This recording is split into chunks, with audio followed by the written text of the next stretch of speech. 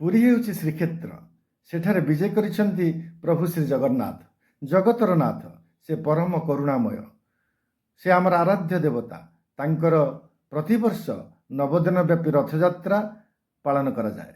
ସାରା ବିଶ୍ୱରୁ ଲକ୍ଷ ଲକ୍ଷ ଶ୍ରଦ୍ଧାଳୁ ଭକ୍ତ ଛୁଟି ଆସନ୍ତି ତାଙ୍କୁ ଦର୍ଶନ କରିବେ, କରୁଣା ଲାଭ କରିବେ, ଆନନ୍ଦ ଉପଭୋଗ କରିବେ।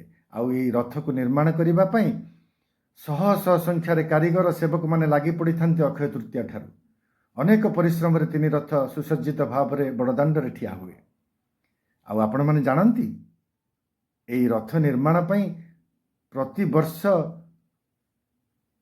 1100ରୁ ଉର୍ଦ୍ଧ୍ୱ ବିଭିନ୍ନ କିସମର ବୃକ୍ଷ ଛେଦନ କରିବାକୁ ପଡ଼େ।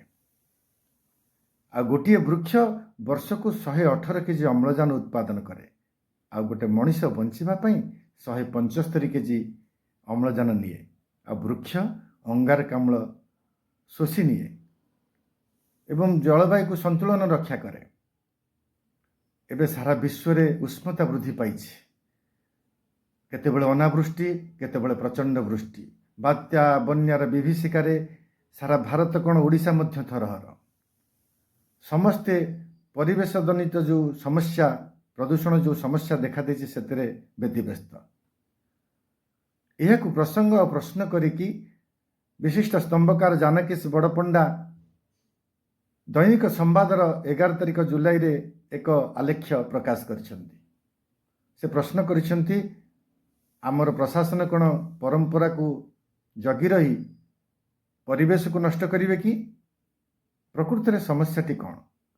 ଆମ ପାଇଁ ଆମର ଅତୁଟ ବିଶ୍ୱାସ ବଡ଼ ନା ଆମ ମାନବ ସଭ୍ୟତା ଏବଂ ଆମ ପରିବେଶ ବଡ଼? ଆପଣମାନଙ୍କର ଏଥିରେ ମତ କ'ଣ? ମୁକ୍ତିମଣ୍ଡପର ପଣ୍ଡିତ ସଭା, ଶ୍ରୀ ଶଙ୍କରାଚାର୍ଯ୍ୟ ଏବଂ ଶ୍ରୀ ଜଗନ୍ନାଥ ପରିଚାଳନା କମିଟି, ପ୍ରଶାସନ ଏ ଦିଗରେ କିଛି ମିଳିମିଶି ଆଲୋଚନା କରିବେ କି? ଆମର ରଥଯାତ୍ରାରେ ରଥକୁ ସଂରକ୍ଷଣ କରାଯାଇ ତାକୁ ପୁନଃ ବ୍ୟବହାର କରାଯାଇପାରିବ କି? ଏ ବିଷୟରେ ଆପଣମାନେ କ'ଣ ଚାହାନ୍ତି? ମତାମତ ଦେଇପାରିବେ ଏବଂ ଏହାକୁ ଅଧିକରୁ ଅଧିକ ସେୟାର କରିପାରିବେ। ଧନ୍ୟବାଦ।